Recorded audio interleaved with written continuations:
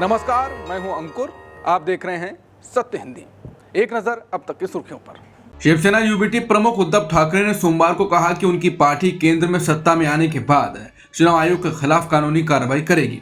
मुंबई के वर्ली में आयोजित पार्टी की रैली में उन्होंने पार्टी पदाधिकारियों को संबोधित करते हुए कहा कि पार्टी नेताओं को चुनाव आयोग के खिलाफ केस दर्ज करना चाहिए। जब इंडिया गठबंधन केंद्र में आएगा तब कार्रवाई की जाएगी। उद्धव ठाकरे ने वोटर लिस्ट में गड़बड़ियों को लेकर चुनाव आयोग को चेतावनी दी। उन्होंने कहा कि अगर आयोग ने गलतियां नहीं सुधारी तो विपक्ष स्थानीय निकाय चुनावों का बहिष्कार करने पर विचार करेगा। बता दें, महाराष्ट्र में आने वाले स्थानीय निकाय चुनावों से पहले चुनाव आयोग पर वोटर लिस्ट में हेरफेर के आरोप लग रहे हैं। चुनाव आयोग पर हमला बोलते हुए उद्धव ठाकरे ने अपने कार्यकर्ताओं को खुली छूट दे दी कि अगर उन्हें फर्जी वोटर मिले तो वो किसी की भी पिटाई कर सकते हैं। उद्धव ने कहा कि अगर कहीं फर्जी वोटर मिले तो उन्हें ठीक कर दो, यानी कठोर कार्रवाई करने से पीछे ना हटें। वहीं आदित्य ठाकरे ने भी रैली के दौरान वोट चोरी के आरोप लगाए और आंकड़े पेश करते हुए कहा कि वोटर लिस्ट में भारी गड़बड़ी है। उद्धव ठाकरे ने पीएम मोदी और गृह मंत्री अमित शाह पर तीखा हमला बोला। उन्होंने कहा कि मोदी और शाह व्यापारी हैं जो मुंबई पर नजर गड़ाए बैठे हैं। उद्धव ने अमित शाह को बिना नाम लिए एनाकोंडा कहा, यानी वो विशाल सांप कहा जो निगल जाता है, और आरोप लगाया कि शाह मुंबई को निगलना चाहते हैं। उन्होंने मुख्यमंत्री देवेंद्र फडणवीस पर निशाना साधा और कहा कि फडणवीस विपक्ष के समर्थकों को शहरी नक्सल कहते हैं, लेकिन असली आतंकवादी तो वही हैं जो ठेकेदारों से रिश्वत लेकर विकास के नाम पर पैसा खा रहे हैं। राजस्थान में वोटर लिस्ट की स्पेशल इंटेंसिव रिवीजन यानी SIR की तैयारियां पूरी हो चुकी हैं। राज्य के मुख्य निर्वाचन अधिकारी नवीन महाजन ने बताया कि ये प्रक्रिया 28 अक्टूबर से शुरू होगी और 7 फरवरी 2026 को फाइनल वोटर लिस्ट प्रकाशित की जाएगी। निर्वाचन आयोग ने सोमवार को बताया कि 12 राज्यों और केंद्र शासित प्रदेशों में दूसरी फेज की प्रक्रिया चलेगी। इनमें अंडमान निकोबार, लक्षद्वीप, छत्तीसगढ़, गोवा, गुजरात, केरल, मध्य प्रदेश, पुडुचेरी, राजस्थान, तमिलनाडु, उत्तर प्रदेश और पश्चिम बंगाल शामिल हैं। इनमें से तमिलनाडु, पुडुचेरी, केरल और पश्चिम बंगाल में साल 2026 में चुनाव होने हैं।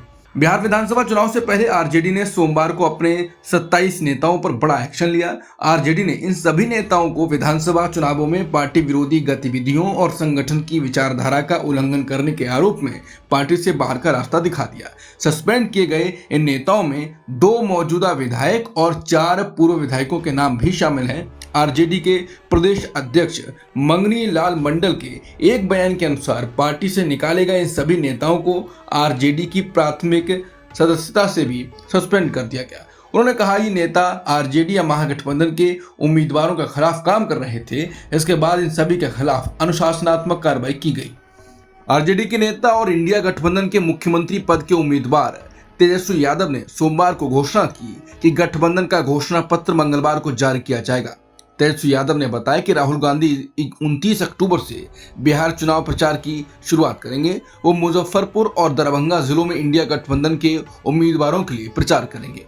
तेजस्वी ने कहा कि घोषणा पत्र में युवाओं, किसानों, मजदूरों, महिलाओं और बुजुर्गों की जरूरतों को ध्यान में रखा गया है। इसमें शिक्षा, स्वास्थ्य और कानून व्यवस्था में सुधार की रूपरेखा भी शामिल होगी।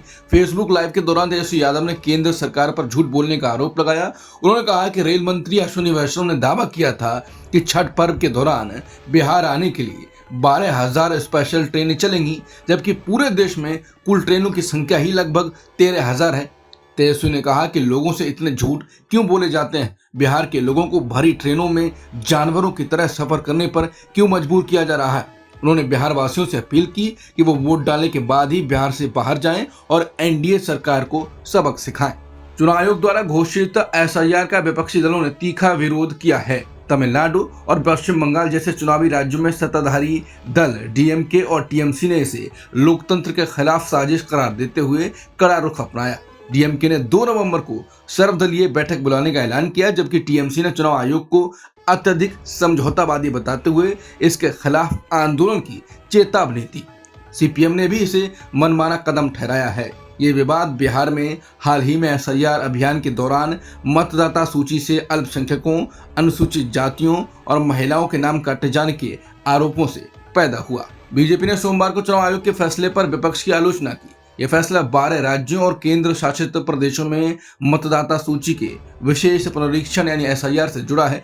बीजेपी के राष्ट्रीय प्रवक्ता शहजाद पूनावाला ने कहा कि विपक्षी दल असंतुष्ट आत्माओं का झुंड और पाखंड की मास्टर क्लास बन चुके हैं। उन्होंने कहा कि एक तरफ विपक्ष कहता है कि एसआईआर वोट चोरी के लिए है, संविधान के खिलाफ है और इसे नहीं किया जाना चाहिए। दूसरी तरफ यही दल महाराष्ट्र में स्थानीय निकाय चुनावों से पहले एसआईआर की मांग भी कर रहे हैं।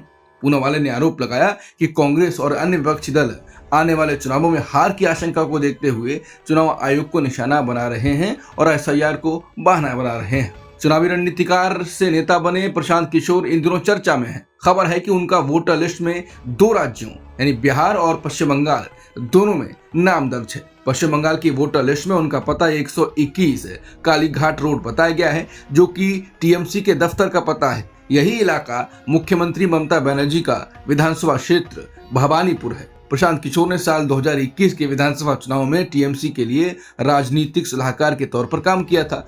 वोटर लिस्ट के मुताबिक उनकी पोलिंग स्टेशन का नाम सेंट हेलेन स्कूल बी रानी शंकरी लेन बताया गया है। वहीं बिहार में भी उनका नाम जनसुराज पार्टी के प्रत्याशी के तौर पर मतदाता सूची में मौजूद है। अभिनेत्री और बीजेपी सांसद कंगना रनौत को सोमवार को पंजाब के बठिंडा की एक अदालत से मानहानि केस में जमानत मिल गई।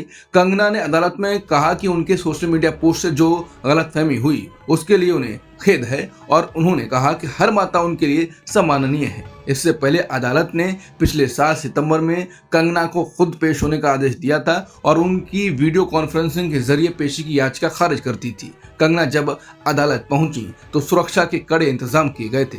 पूरी अदालत परिसर को पुलिस बैरिकेड से घेरा गया था। ये मामला 2021 के किसान आंदोलन के दौरान कंगना के एक ट्वीट और रीट्वीट से जुड़ा है, जिसमें उन्होंने 73 वर्षीय महेंद्र कौर के बारे में टिप्पणी की थी। अमेरिकी राष्ट्रपति ट्रंप ने मंगलवार को जापान की नई प्रधानमंत्री साने ताकाइची से टोक्यो में मुलाकात की। साने ताकाइची हाल ही में जापान की पहली महिला प्रधानमंत्री बनी हैं। ये मुलाकात व्यापार और सुरक्षा से जुड़े मुद्दों पर केंद्रित रही। साने ताकाइची ने प्रधानमंत्री बनने के बाद कहा था कि जापान की सेना को मजबूत करने की दिशा में तेजी से वो काम करेंगे। बताया जा रहा है कि ताकाइची अमेरिका को करीब 550 अरब डॉलर के निवेश पैकेज की पेशकश कर सकते हैं। इस समझौते में जहाज निर्माण, अमेरिकी सोयाबीन, गैस और पिकअप ट्रकों की खरीद शामिल है।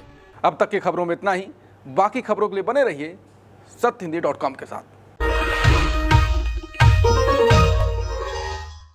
Copyright disclaimer under Section 107 of the Copyright Act 1976. Allowance is made for fair use for purposes such as criticism, comment, news reporting, scholarship, and research. Fair use is a use permitted by copyright statute that might otherwise be infringing.